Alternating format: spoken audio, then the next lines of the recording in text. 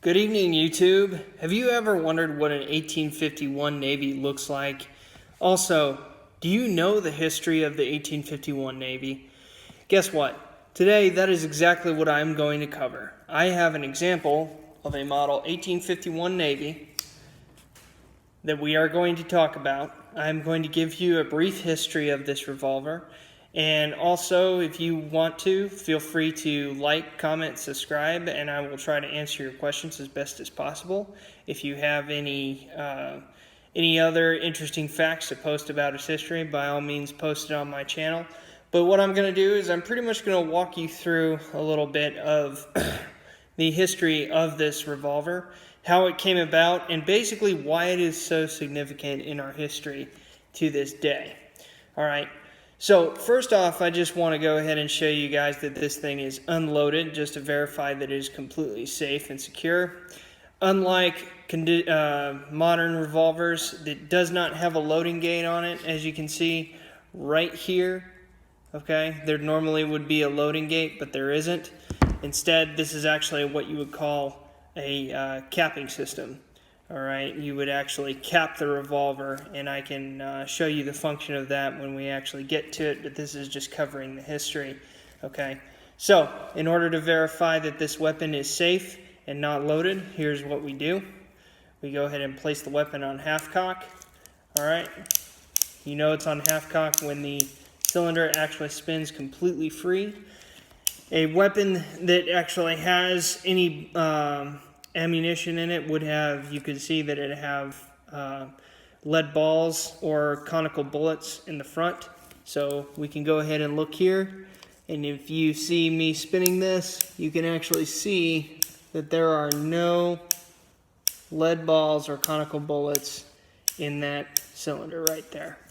Also, additionally, someone could go ahead and have this loaded with its ammunition, but without an ignition system, this weapon will not fire. And what I mean by that is these right here, these little nipples is what they're called, should have some type of cap or primer on them. Okay, number 11 type primers is normally what I use, but they normally look copper in color. And as you can see, all of these are all black. All right, so the weapon is completely safe and unloaded, and will not be firing this thing today. All right, so let's talk a little bit about the history of this weapon. First off, this is considered Colt's first successful commercial weapon. Okay, not the 1873, not anything after this, not anything before this. This is it. This is the official revolver that got Colt on the market. All right, so the thing is that Colt was known for his pistol making. He wasn't known much for anything else. All right, unlike Oliver Winchester, who was basically the guy who was responsible for the development of the Winchester repeater, and consequently, actually eventually made a rifle that could be chambered in something similar to what Colt Single Action Army could. Okay, but as far as their 1851 Navy is concerned, the story behind this revolver goes back way before then, back in 1836, when he developed his Colt Patterson revolver. This actually was a 5-shot revolver compared to this, which would be considered a 6-shot revolver, depending on how you carry it. I'll tell you that in a second here. All right, it was a 5-shot revolver, and it did not have a loading lever attached to it. Okay. As you can see, this thing right here is known as the loading lever or the rammer. More likely, what you would consider the rammer would actually be right here. All right, but the loading lever would be considered this little lever right here. The Patterson didn't have that. Instead, what you would have to do is you would have to take the cylinder off. You would have to put it into a loading block. And then what you would have to do is you would have to take a wooden dowel or some type of metal rod and lever it onto the actual, they came with a little lever system in which you would actually put this metal piece through a metal rod, and you would crank it down on a wooden platform. All right, and that's how you loaded it. And you capped it the same way you would have kept this. Okay. Well, that was a very popular revolver. Okay. It didn't even have a nice little trigger guard to it. Okay. It basically had picture something similar to this, but without the trigger guard and without the trigger really visible, and no loading lever and a 5-shot cylinder, and that was pretty much your Patterson. Okay, so the Patterson was extremely popular, all right, especially popular among the Rangers, the Texas Rangers, that is. Okay, when they used it during their border confrontations with the Comanches as well as the Mexicans prior to the Mexican-American War, they found it extremely versatile and usable. The only issue with it was loading it. And so typically back then, the way that they would deal with that problem is they would just carry more pistols, right? Okay, like we carry more magazines nowadays. Well, you just pack more iron, as they would say, okay? So, but the thing is that because it was so difficult to load, it wasn't as popular with other people. And Colt wanted to actually market to just about everybody, including the military.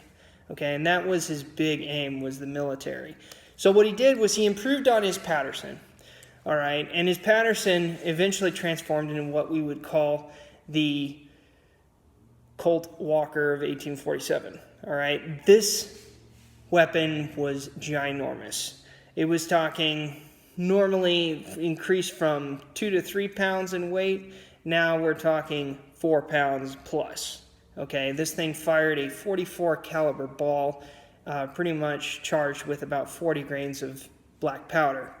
All right, and this thing basically couldn't be carried other than on a horse. In fact, it was known as a horse pistol because of that. Okay, so it couldn't be carried on a belt, whereas the Patterson could. But what did the Walker have that the Patterson didn't? It was the loading lever. What also it had was killing power, all right? The fact that it had knockdown power, as we would say nowadays, okay? So it was really popular for that. And what they would do is they would just carry that around on their horses, much like you would think of a Winchester repeater or a rifle or something. It was basically just a backup to your primary weapon, which was your normally your rifle or something. Okay, but once again, that was extremely popular, more with the Texas Rangers than anyone else. So Colt, even though he had improved upon the Patterson, did not really succeed in marketing. He just improved his weapon system. Well, also, the Colt Walker had an issue.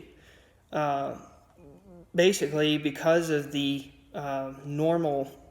the extremely large amount of black powder that was put into it, you also still had the risk of chain fires, which you do have with this.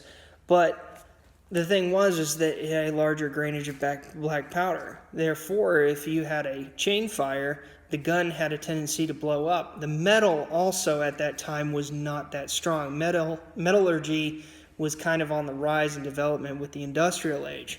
However, the fact that the iron that was used to put them together wasn't as strong as this. Okay, so they pretty much stopped there with the 1847 Walker, and then it wasn't until the I want to say at the beginning of the 1850s, 1848, 1849, next year he came out with his pocket model. Okay, and this pocket model was significantly smaller. It was a 31 caliber revolver as opposed to a 44, and it was also a 5-shot revolver like the Patterson. Okay, well, the thing was with this model, it didn't come with a loading lever. Kind of a problem once again. You know, Colt, can't you get it right? Okay, well, the thing is that he wanted to market to other people, and the people that basically carried the pocket revolver were civilians.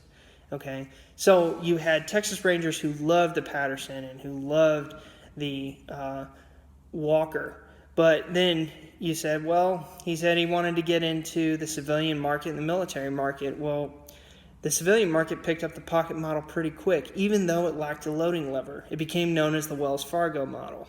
Okay, it could be hidden in a coat pocket, carried easily. You didn't have to have a gun belt, and basically was the equivalent of carrying, some sort of weapon for concealed carry nowadays. All right. However, the thing is that it lacked a loading lever, and eventually Colt did improve upon that. He did come out with a model called the 1849 pocket model, which had the same caliber, but with a loading lever. Okay, and still it was more popular with the civilians than it was with anyone else. Colt still sought after the Army and Navy contracts, okay, the defense contracts. That was the big money maker for him, all right, and still they weren't having any of it, all right. They were still stuck in the days of single-shot percussion, and you had a bunch of other companies that were trying to market to the Department of Defense, or the War Department, I should say, back then, and they had cartridge guns.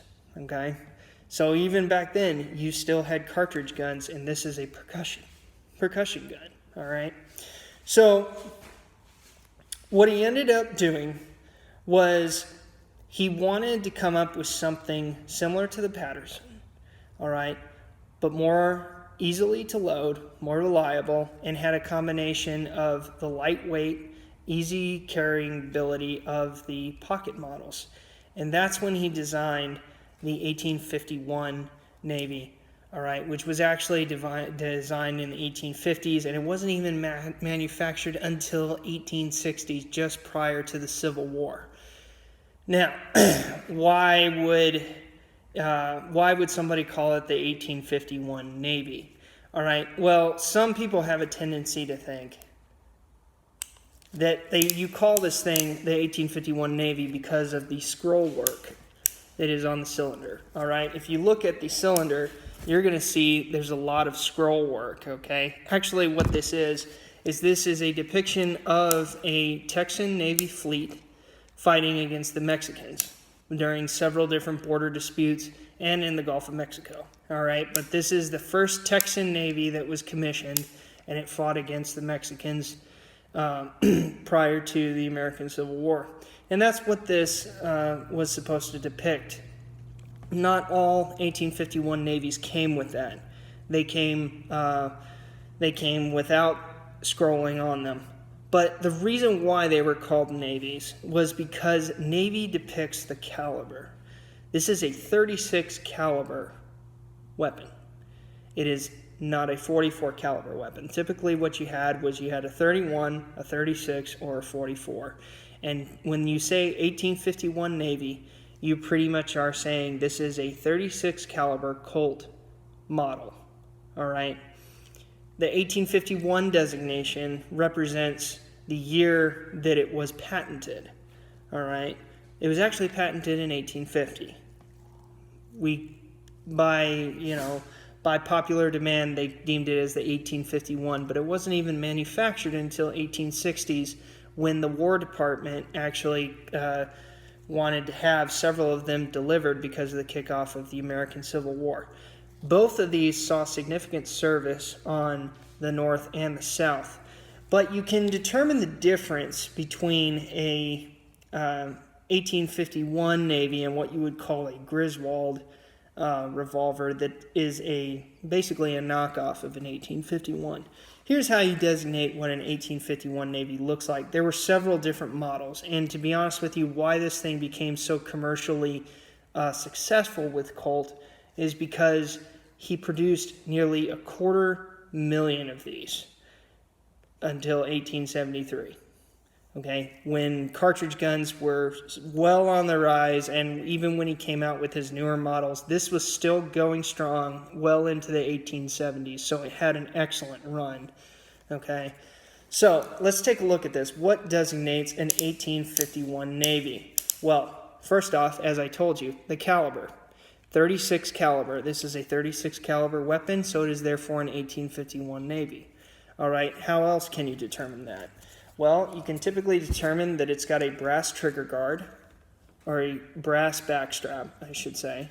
All right, and there were other models that came out, called the London models, that came out with iron backstraps, okay? But the first models came out with brass. You also had a brass trigger guard, okay? The Dragoons and the Walkers actually had a square trigger guard. Some of the earlier 1851s even kept that square trigger guard. You also had the loading lever, all right? And the loading lever was more of a rack and pinion system. That's what we would call it, all right? Rack and pinion. This being this little screw here being the pin, and then obviously the lever being more the rack, hence the rack and pinion. How do you also know it's an 1851 Navy? Is the shape of the barrel. All 1851 Navies are deemed to have octagonal barrels. Okay, if you come up to someone and they say, I got an 1851 Navy, and they show it to you in a round barrel, more than likely what it is either one of two things. He's either lying to you, or you actually are looking at a Griswold, which is a 44 caliber Confederate looking 1851 Navy. Okay. Now, I don't have an 1860 Army to show you, but once again, the Army designation was an improvement on the 1851 Navy, because what ended up happening was, even though the 1851 Navies were popular, they still didn't have as much knockdown power as a 44, and what the War Department wanted was they wanted a revolver that actually contained more knockdown power and had the ability to carry more powder. So they came up with the 1860 Army. The Army is the designation for the 44 caliber, and that one was actually more of a round barrel. There are some that came out with octagonal barrels, but the 1851 is most noted for its sales. He went from the Texas Rangers to the civilian market, and then eventually made it to the War Department. It took him about 30 years to do so, and hence the reason why this revolver is considered one of his most important inventions and marketing schemes. So what we are going to do is, next time you see me, we are actually going to break this down. I'm going to show you the disassembly of an 1851 Navy, and then eventually what I'm going to do is I am going to clean it for you and then reassemble it. So if you happen to own one of these and have either never used it or have used it and don't know how to clean it very well, I'm going to show you. You're going to need some tools to do that, and I'll show you my cleaning supplies. I clean it very effectively. And also, just kind of a little side note, whenever you are handling your weapons outside of your safe, I don't care what kind of weapon it is, I suggest that if you do not want any rust or pitting to happen, that you handle it with some type of hand protection, because obviously your hand creates some form of moisture, and as you can tell, I'm actually kind of sweating in here. All right, so anyway, feel free to like, comment, subscribe. I hope you liked the video, and I will see you in our next installment of this 1851 Navy with its disassembly. Y'all have a good night, YouTubers.